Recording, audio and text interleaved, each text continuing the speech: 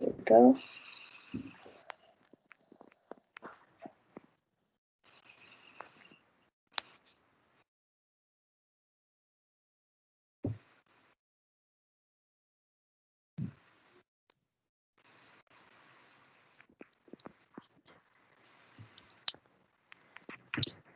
Okay, so here we go. So we're doing Frank Gehry. Um, so Frank Gehry is a Canadian American architect, and he's known for his postmodern designs. So he lived in Canada most of his life, and then he moved in 1949 to California, USA, to study at Southern California School of Architecture, and then went off to Harvard Graduate School of Design. But he ended up dropping out. He didn't actually finish. He dropped out and got married. He settled in California and made a name for himself by launching the Easy Edges furniture line, which is his furniture line that uses cardboard made basically to make furniture. And it's very interesting kind of furniture using cardboard. And then in 1978, he decided to remodel his Santa Monica home for his family. It's a family home. And yeah, so remodeling it, he made it something very interesting because he was actually more interested in buildings rather than furniture. So he used the earnings from the Easy Edges to remodel his home. And what came out, the result actually captured the architectural world, and he became a big hit since then. And he just started designing houses for um, houses in California for the people there since the 1980s when he actually became really famous for that. So his style of work, he's known for his bold architectural features and unusual shapes in his design, which we will elaborate more as we go on with the slides. His style is considered deconstructive, a movement of postmodern architecture where elements of the design seem to be fragmented. So most critics usually call them chaotic or disjointed, which personally I agree with, and we'll elaborate on that as well as we go on. So most of his designs, they use corrugated metal as a main material, giving the buildings like an unlooked finish. Um, yeah, he his long-standing commitment to this material has created a consistent aesthetic throughout the years. So it's kind of like his signature thing as an architect. So he's known best for having that kind of particular element using corrugated metal and that weird shapes and everything, and how he just does even his process is kind of his own. So yeah, you can take it from here. Okay, now I'm going to talk about the key examples of his work. So, the most known piece of work that he did was the Guggenheim Museum Bilbao, which was one of the most appreciated architectural structures ever made by him. And it was inaugurated on the 18th of October 1997. And it is believed to be one of the most admired works of contemporary architecture. So, this building was made from, well, titanium maybe, whether he that's where he got his inspiration from. And as we seen earlier, like the use of shapes in his work, like is different to most of the other architects. Mm, If we could see the next slide. okay.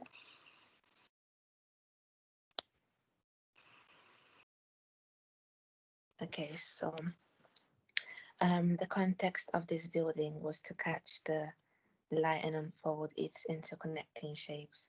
So we see how like he I watched one of the videos that he made in his interview. He was talking about how he got a piece of titanium and then he was comparing it from like buildings in like Los Angeles, the fact that they'll be having like metal buildings and the way the sun will just be shining on them, making them look gold and stuff. So he thought like in a place like that it would be good to use titanium, like it would just give it like the extra touch to the city and stuff. And this building, it has an exhibition area which contains over 19 galleries. 10 of these have an orthogonal theme, which can also be seen in the external area of the building. So, like from the way the shapes are and everything. Mm. Next Yeah, slide. next slide. So, one of the buildings designed by him was the Dancing House in Prague, which, yeah, it's located in Prague, and it was designed in 1992, but it was only completed in 1996. So I found out that it stood there like during the World War, I think. Must have been the World War One, Yeah. two, or something. And yeah, he was asked to cooperate with Vlado Milanik to design this building. And it's got some other names like Dancing Cows or Ginger and Fred, which they got the inspiration from. Is this TV show, if I'm not wrong? These two dancers. Wow. So, but yeah, here you can see a picture of the initial sketch that he made of this building, as well as the two dancing stars, Mm. which were two famous Hollywood dancers. Yeah. Um, do you want to talk about this? Never mind, you can do if you want. Sorry? You can do if you want to. Oh, okay. Because this was Esham's part and I didn't really do this. But yeah, sure. So the Walt Disney Concert Hall, it's also one of his famous works. It's located in LA, Los Angeles, in USA. So it was opened on the 24th of October, 2003, not very long ago. Um, so it accommodates about 2,265 people. The cost of the construction was $130 million plus $110 million for the parking and garage. Although it was built and finished in 2003, it was initiated in 1987. So the whole is a compromise between the vineyard, I don't know how to say that, vineyard style seating configuration like the Berliner Philharmonie by Hans Scharoun and classical shoebox design like the Vienna Musikverein or the Boston Symphony Hall, if you know that one as well. So yeah, it's a pretty cool building. It's a little messy, but it's very nice how it's used the metal very nicely in a way that most of us wouldn't think of using it. So it's very interesting. This is the Weizmann Art Museum, which is also one of his iconic buildings. It's located in Minneapolis, Minnesota.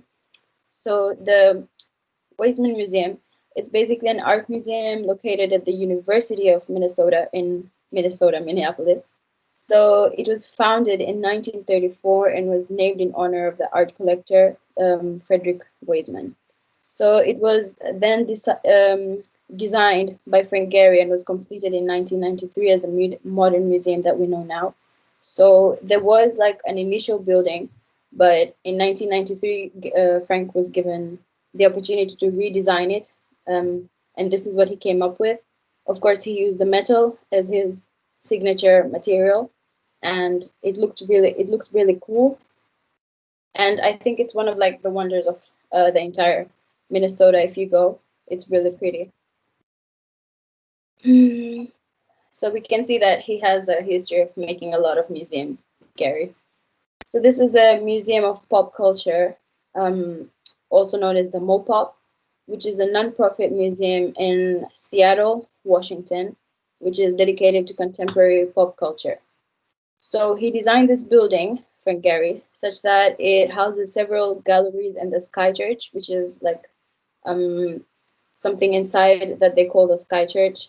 I didn't really understand what it says, but it's pretty cool when you see the interior as well. It exhibits covering pop culture from the art of fantasy, horror cinema, video games to science fiction literature, and costumes from screen stage plus a lot of interactive activities when people go inside. So the Mopop, it's located on the campus of Seattle Center, adjacent to the Space Needle and the Seattle Center monorail, which runs through the building, which is, as you can see, there's the railway. It's like it runs exactly through the building, which is really cool. So he kind of built this museum around this monorail. Um, so the structure resembles many of Gehry's other works in sheet metal construction. As you can see, the folding and the use of the metal and all the reflections of light and all of that. So much of the building material is exposed in the building's interior. So basically, what we can see from the outside, we can also see from the inside. I'm guessing that's what it means. The building contains 140,000 square feet with 35,000 square foot footprint with a concert venue capable of accommodating 800 guests. The Sky Church boasts 0 foot ceiling and state-of-the-art sound and lighting and a mammoth indoor HD LED screen. So it's a pretty cool modern museum, I guess, and it's really into pop culture. It embraces all of the elements that I just mentioned here. Yeah. So these are some of his iconic works. So, what do you think about his work? Do you like it? Do you not? Yeah, I really like. I feel like it's really different. Like they actually stand out. Yeah, they do. Like you see a big difference. Like looking at his buildings and all the. True. Yeah. It's really cool. Initially, when I was like watching his documentary, I didn't really like his work at all. But the more you look at them, the more you actually just see where he comes from. I feel like it kind of grows on you. But I initially hated, like I just didn't like it at all. I thought it was just too messy. It was eye-catching, but not in the good way. But now I just feel like it's so innovative and creative, actually. Especially like this one. I really like this one. It's really weird, but really cool. Yes. Yeah. So yeah, I guess that was it. I'll just fix it.